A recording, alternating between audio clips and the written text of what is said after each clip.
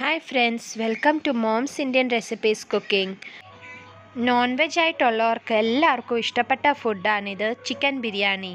ഇതെല്ലാവരുടെയും പ്രിയപ്പെട്ട ആയിട്ടുള്ള റെസിപ്പിയാണ്. അപ്പം നമുക്ക് വീഡിയോയിലേക്ക് കടക്കാം. സബോള 6 സബോളയാണ് എടുത്തേക്കുന്നത്. അതിനകത്തുനിന്ന് 2 സബോള നമുക്ക് ക്രിസ്പി ഫ്രൈ ചെയ്യണം. ക്രിസ്പി ആയിട്ട് ഗോൾഡൻ ബ്രൗൺ ആയിട്ട് വരണം. അതുകൊണ്ട് ഞാനൊരു പാനിൽ എണ്ണ ഒഴിച്ചിട്ട് 2 സബോള നമ്മൾ എണ്ണയ്ക്കകത്ത് ഫ്രൈ ചെയ്യാൻ വേണ്ടി ഇട്ടു.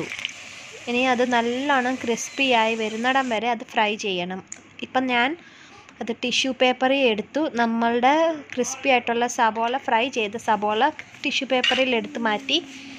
അത് കഴിഞ്ഞ് ഞാൻ കാഷ്യൂവും പിന്നെ റേസിൻസും അതിനകത്ത് വറുത്ത് കോരി എടുത്തു. ഒരേ എണ്ണയാണ് ഉപയോഗിച്ചേക്കുന്നത്. അതിനകത്ത് ഈ 2 സാധനവും നമ്മൾ വറുത്ത് കോരി എടുത്തു. അതിൻ്റെ കൂടെ തന്നെ നമുക്ക് അരിയും ഇടണം. അപ്പം ഞാനിവിടെ ബിരിയാണിക്ക് ബാസ്മതി റൈസാണ് ഉപയോഗിക്കുന്നത്. അപ്പം ഞാനിവിടെ 2 ഗ്ലാസ് അരി കഴുകി വാരി അടുപ്പത്തോട്ടിട്ടു. അതിൻ്റെ കൂടെ തന്നെ ഈ ഹോൾ ഗരം മസാല, തേജ് പത്ത, പിന്നെ സ്റ്റാർ അനൻസ്, പിന്നെ കാഡമം, ഇലൈച്ചി, കുരുമുളക്, അതൊക്കെ നമുക്ക് ഈ ചോറിൻ്റെ കൂടെ തന്നെ ഇടാം. എന്നിട്ട് അത് നല്ലോണം തിളപ്പിക്കണം. കൂട്ടത്തിൽ ഇച്ചിരി ഉപ്പും പിന്നെ ഒരു നാരങ്ങയുടെ പകുതി നാരങ്ങ പിഴിഞ്ഞൊഴിക്കുക. ആ നാരങ്ങയുടെ ഫ്ലേവർ നമ്മളുടെ അരിക്ക് നല്ലൊരു ടേസ്റ്റാണ് വരുത്തുന്നത്. പിന്നെ ഈ ബാസ്മതി റൈസ് നമുക്ക് തിളപ്പിക്കണം. ഒരു 5 മിനിറ്റ് തിളപ്പിച്ചാൽ മതി. എന്നിട്ട് അത് നമുക്ക് ഊറ്റിക്കളയാം. ആ നാരങ്ങാത്തോടും കൂടെ ഞാൻ അതിനകത്ത് ഇട്ടേക്കുക, അതിൻ്റെ ഫ്ലേവർ വരാൻ വേണ്ടി. പിന്നെ നമുക്ക് തുടങ്ങാം ചിക്കനിലേക്ക്. നമുക്ക് 2 ചിക്കനാണ് ഞാനിവിടെ എടുത്തേക്കുന്നത്. ആ 2 ചിക്കൻ്റെ 1 കിലോ ആയിട്ട് 2 കിലോ ചിക്കനാണ്. അതിനകത്ത് നമ്മൾ തൈരിട്ടു. ഒരു 2 സ്പൂൺ തൈരിട്ടിട്ടുണ്ട്. പിന്നെ നാരങ്ങാനീര് പിഴിഞ്ഞൊഴിച്ചു. പിന്നെ ഇച്ചിരി ഉപ്പിട്ടു. ഇത് മാരിനേഷൻ ചെയ്ത് വെക്കണം ഒരു അരമണിക്കൂറത്തേക്കിന്. പിന്നെ ഇച്ചിരി മഞ്ഞൾപ്പൊടി ഇടണം. ഒരു 1/4 സ്പൂൺ ഇട്ടാൽ മതി. ഒരു 2 സ്പൂൺ മുളക് പൊടി വേണം. പിന്നെ മല്ലിപ്പൊടി വേണം. പിന്നെ ഇഞ്ചിയും വെളുത്തുള്ളിയുടെ പേസ്റ്റ് 1 സ്പൂൺ ഇട്ടു.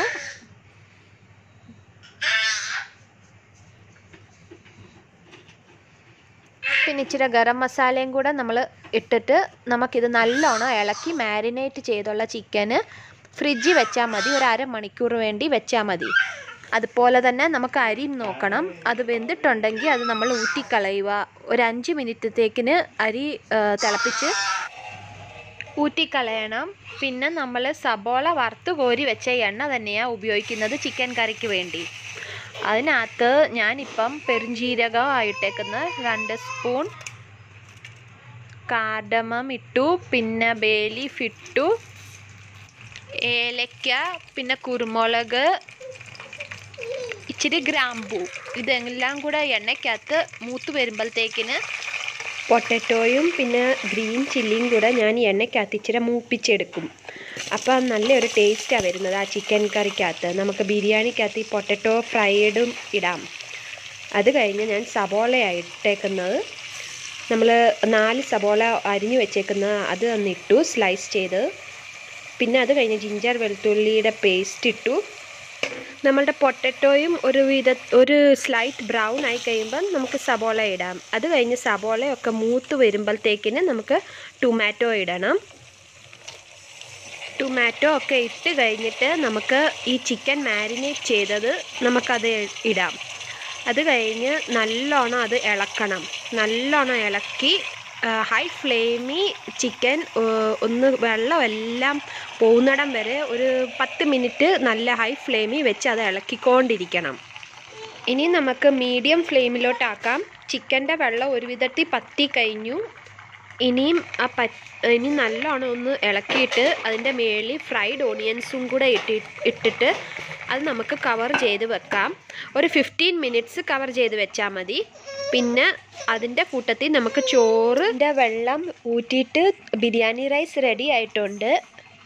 ഇനി നമുക്ക് നമ്മളുടെ ചിക്കൻ കറിയുടെ വെള്ളമെല്ലാം പറ്റി ഇപ്പം തിളച്ച് വരുന്നുണ്ട്. അത് ഒരു 15 മിനിറ്റ് 20 മിനിറ്റ് കഴിഞ്ഞപ്പോഴത്തേക്കിന് അതിൻ്റെ എണ്ണ മേള് വരെയായി. അപ്പം നമ്മളുടെ നമ്മളുടെ ചിക്കൻ കറി ബിരിയാണിക്ക് വേണ്ടി റെഡി ആയിട്ടുണ്ട്. ഇനി ദമ്മിന് വേണ്ടി പകുതി ചോറ് മാറ്റി വെച്ചു. അത് കഴിഞ്ഞ് അതിൻ്റെ ഇടയ്ക്കായിട്ട് മിഡിലിൽ ഇച്ചിരി നെയ്യ് ഒഴിച്ചു കൊടുക്കുക. നമ്മളുടെ ഗ്യാസ് ഏറ്റവും ലോ ഫ്ലെയിമിൽ വെക്കുക. നെയ്യ് ഇട്ടതിൻ്റെ ശേഷം ചിക്കൻ ഗ്രേവി ഇട്ട് കൊടുക്കുക. ചോറിൻ്റെ മേളിലായിട്ട് നല്ലോണം ഇച്ചിരി ഗ്രേവി ഒഴിച്ച് കൊടുത്തിട്ട് അതിൻ്റെ മേളിൽ ഫ്രൈഡ് ഓണിയൻസ് ഇടുക. കുറച്ച് ഫ്രൈഡ് ഓണിയൻസ് ഇട്ടാൽ മതി. അത് കഴിഞ്ഞ് അതിൻ്റെ മേളിൽ പുതിനയും കൊറിയൻഡർ ലീവ്സും ഇടാം. നമ്മളിങ്ങനെ സ്പ്രെഡ് ചെയ്തിടണം. അപ്പോഴേ അതിൻ്റെ ഫ്ലേവറൊക്കെ നല്ലോണം ചോറിനെ പിടിക്കത്തുള്ളൂ.